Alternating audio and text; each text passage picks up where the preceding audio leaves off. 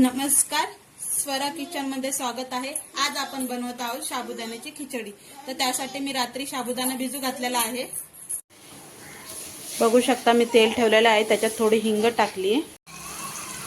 त्याच्यासाठी 3 कच्चे बटाटे घेतलेले आहेत, ते असे कच्चेच मी तेलात फ्राय करणार।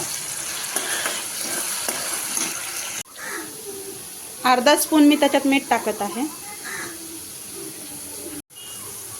बघू शकता बटाटे तेलात झालेले आहे। आता यामध्ये थोडीशी कोथिंबीर टाकूया, मिरची टाकूया। आता यात आपण साबुदाणा टाकू।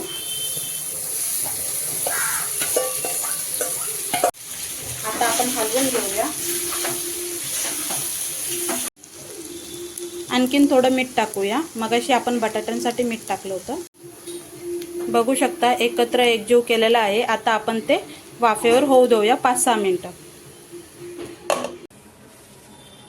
त्याच्यासाठी आपण शेंगदाणे मस्त लाल असे भाजून घेत आहोत।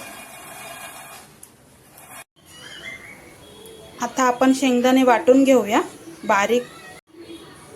चला आता आपण साबुदाणा बघूया। बघू शकता मस्त झालेला आहे वाफेवर। आता आपण यामध्ये शेंगदाण्याचा कूट टाकूया। मस्त आता मिक्स करून घेऊया।